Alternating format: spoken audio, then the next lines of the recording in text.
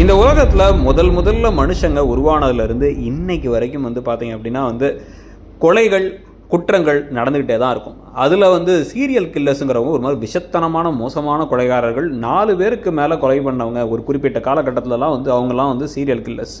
So அப்படிப்பட்ட serial கில்லர்களை வச்சு நிறைய படங்கள் வந்துருச்சு. நம்மளோட ராட்சசன் படம்லாம் வந்துச்சுல்ல.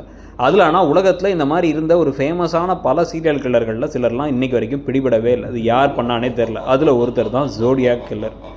இளம் ஜோடிகள் எங்கெல்லாம் இருக்காங்களோ அவங்களெல்லாம் கொலை பண்ணுறத 1968 இது ஒரு வேலையாக வச்சு அவங்களுடைய நெஞ்சில் ஒரு குறி அதை ஒரு வரைஞ்சது மட்டும் இல்லாமல் லோக்கல் மீடியாவுக்கு அதை அனுப்பவும் செஞ்சார்.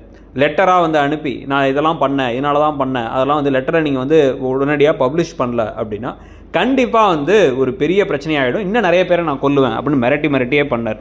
இந்த மாதிரி பல லெட்டர்கள் போட்ட ஒருத்தர் இவராக இருக்குமோ அவராக இருக்குமோ அப்படின்னு சொல்லிட்டு அந்த ஏரியாவில் இருந்த ஸ்கூல் டீச்சரு, அதுக்கப்புறம் மிலிட்ரிக்காரங்க, எக்ஸ் மிலிட்ரி, கிரிமினல், வெளில வந்த கிரிமினல் அப்படின்னு எல்லாத்தையுமே இன்வெஸ்டிகேட் பண்ணாலும் கூட ஜோடியாக் கில்லரை கண்டுபிடிக்கவே முடியல.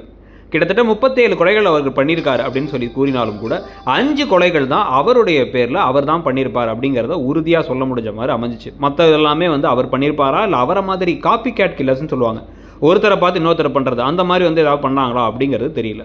அவர் எழுதி கொடுத்த சில லெட்டர்கள்லாம் குறியீடுகளை உடச்சி எப்படியாச்சும் வெளில எடுக்கலான்னு சொல்லி பார்த்தா கடைசியில் பார்த்தீங்கன்னா ஒரு குறியீட்டு இருந்த லெட்டரை 50 வருஷம் கழிச்சு 2020 தான் அதை கிராக் பண்ணாங்க. அப்போவும் அதனால் எந்த ஒரு பெரிய மாற்றத்தையும் கொண்டு வர முடியல.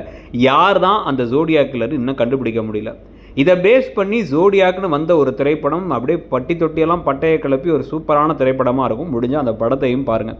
இந்த மாதிரி உலகத்தை உலுக்கிய பல கிரைம்கள், பல கொலைகாரர்கள், இவர்களை பற்றி வீடியோஸ் எல்லாம் இனிமேல் நம்ம அதிகமாக நம்ம போட போகிறோம். இது மாதிரி இன்ட்ரெஸ்டிங்கான மற்ற டாபிக்ஸையுமே கவர் பண்ண போகிறோம். எந்த டாப்பிக்கை கவர் பண்ணலாங்கிறத சொல்லுங்கள். தேங்க்யூ.